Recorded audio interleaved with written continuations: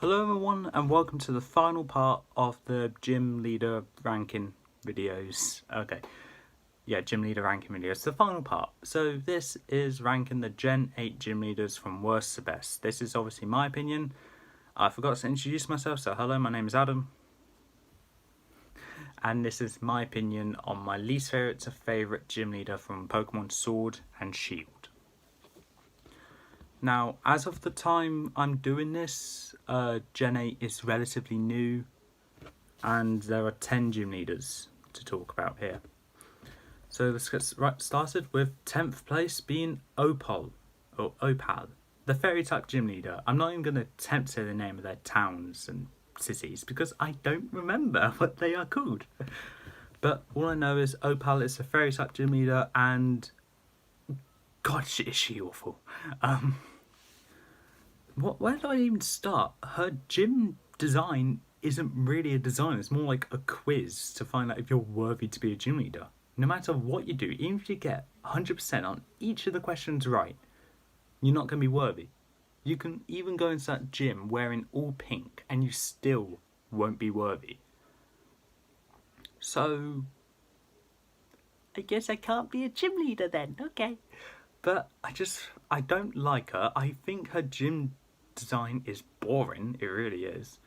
And her gym battle can either make or break the battle for you, which is good. Basically, ask questions correctly and you win. If you ask questions wrong, you're gonna struggle, but you can still win. By just switching out. So nothing too bad. It's just unfair, I think. Because there's always the most inconspicuous answers for the gym battle, especially. And if you guess what you think is the obvious answer, then you're gonna be wrong. Then the battle's just unfair. Like I said, just switch out and you'll be fine. Moving on to 9th place, we have Gordy, the rock type gym leader in only Sword, and in my opinion, a bit of a disappointment.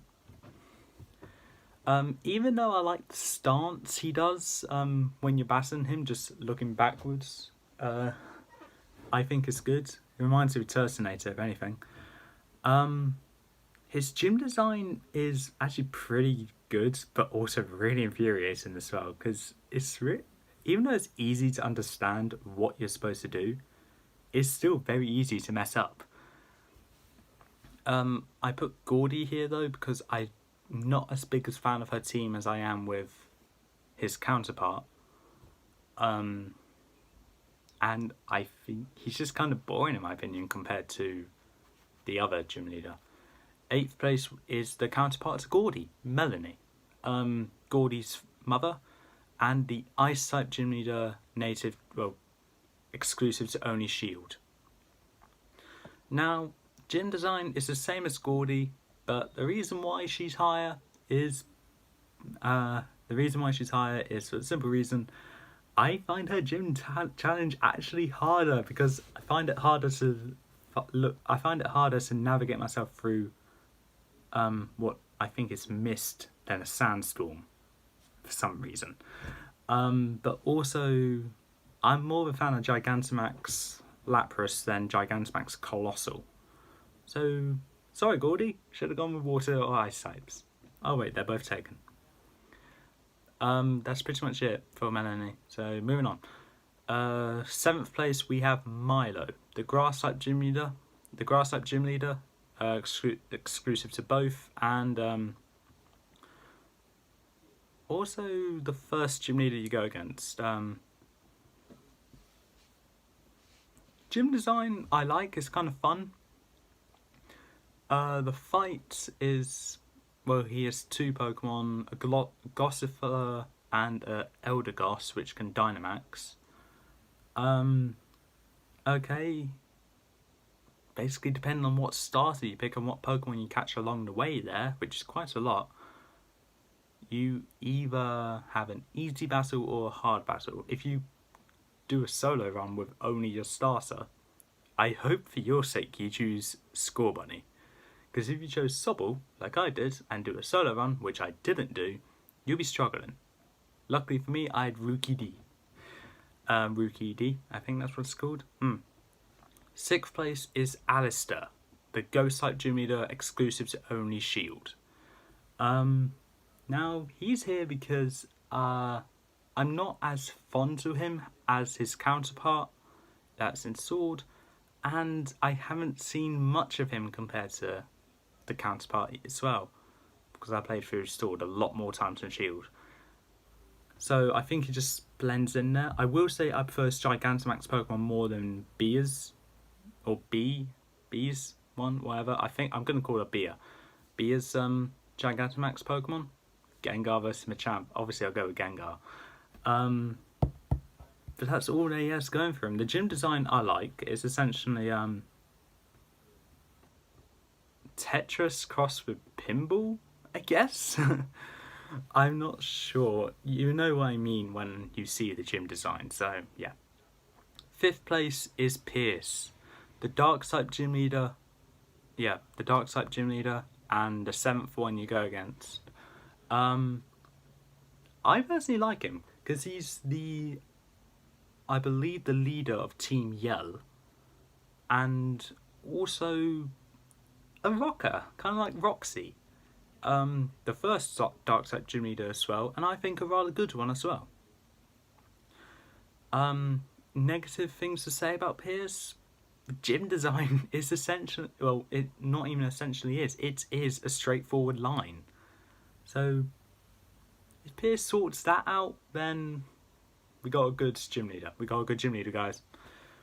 Moving on. 4th place we have Nessa, the water type gym leader, and the second one you go against. In my opinion, best gym design. Nothing too complicated, nothing too easy. If anything, it is the best gym design. Anyway, the battle against her is alright. I like going against water types. There's only 2 weaknesses, and she has coverage for both of them, with Dreadnought being resistant to is it resistant to? No, it's not. Hold on. Luckily I kept this paper. Just going to check if no, it's not resistant. Right. I thought Dreadnought was resistant to electric, so but I know she has a Pokemon that's resistant to grass, maybe to rock. I mean, maybe to electric, I'm not sure.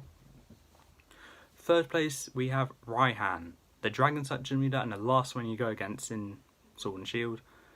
And in my opinion, probably the most I'm actually debating whether to call him a Dragon type gym leader, because this gym leader doesn't really focus on Dragon types. He focuses on a weather kind of thing. He's a weather type gym leader, let's say. So bringing Pokemon that can do well in the sandstorm, he helps you and you kill him, basically. But if you have a team that's built around a different weather, beat him with the weather and you'll be fine. But gym design is essentially battling 3 people in double battle formation. So, like I said, also unique because your team's built around single battles. So unless you know it's coming, you don't actually know it's there. And his team has Gigalith and Sandaconda, both of which can start a Sandstorm with their abilities, one after they get hit. And Flygon, most likely a Sand Veil, making it harder to hit. And Duraludon, I don't know what the ability is, but that's a Gigantamax one, and as it's pretty obvious, they're all immune to Sandstorm. I didn't see that coming when I had my first battle against him, and even though I didn't lose, I won because I had Corviknight to just resist the Sandstorm and just hit the Dragon types, and I had Inteleon to just hit the Sandstorm starters. Once the Sandstorm starters were out of the way, I swapped into Sandaconda. Not Gigantamax, Dynamaxed it, and just gone with the Max Quake, I think it is, on Duraludon, ending it completely, and God, was I happy about that, because I was like, I did not expect this. Second place is Bia, a fighting type gym leader, and the fourth one you go against in Sword. In my opinion, she's actually a great gym leader. I like the Pokemon Twilight Wings episode based around her, which I believe is episode 2. Just goes to show she's a relentless trainer, physically and mentally training, and whatever free time she gets, she will be, well, like I said, training. Her Gigantamax Machamp is terrifying to go against, but unless you have a plan, you're fine, basically. Gym design is the same as Alistair. I think a punching glove is better than a claw, due to what they do. They just push you back upwards, which is what you need sometimes. I just think a punching glove is more effective than a claw pouncing at you, though. So, yeah. The battle against Bia, I prefer more than Alistair, because I can't really explain why. I think I just like going against fighting types more than ghost types. I don't know. But first place, we have Kabu, a fire type gym leader, and the third one you go against. Now, Kabu does something which the other fire type gym leaders can't do. Be a good gym leader. Okay, so before Kabu, we had Blaine, Flannery, and I believe just Chili. I feel like there's another one I'm missing. Gym leaders wise, so not Flint. There isn't one in Gen 2, there isn't one in Gen 4, Gen 5 I already said, there isn't one in Gen 6, Gen 7. Should I count Kiawe? He's not a gym leader, so I'm not going to count him. But with the exception of Flannery, maybe, the other fire-type gym leaders are not good. Kabu is a great gym leader.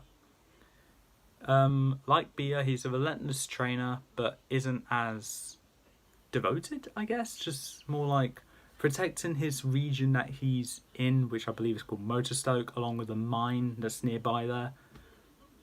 Taking care of any trouble that's there, and also, from what's it said in the story, one of the hardest gym leaders, which it is, because it's also the first Gigantamax Pokemon you go against, with Sensor Scorch. Unless you have a rock type, you're going to have some fun, because his team has Drought and Will-O-Wisp, I believe, basically making it hard to attack, because when you get burned, it halves your attack, which makes it harder to hit them, because most of the moves you get at that time is physical attacking moves. So kind of hard. And gym design is actually rather unique, because instead of battling trainers or a puzzle, it's essentially go into a battle with a gym trainer and basically go against that gym trainer to catch a Pokemon. My strategy is just kill the trainer and catch the Pokemon. That's how you get the most points and guaranteed to fight the gym leader. And the best part about it is the Pokemon you catch there, you actually get to keep. So, yay! That's actually how I got my Sizzlipede, because I was not patient enough to find it myself. So, yes. Anything else to say about Kabu? Not really. All of them are, well, Kabu and Bia especially are great gym leaders. I wouldn't say they're gym leaders that I love. More like ones that they're just good in what they do. But anyway, that's all for this time. If you like what you saw, leave a like, leave a comment, don't forget to subscribe. Please make sure to leave in the comments below who your favourite gym leader is, or favourite Galar gym leader. And I'll see you in the next video. See you next time.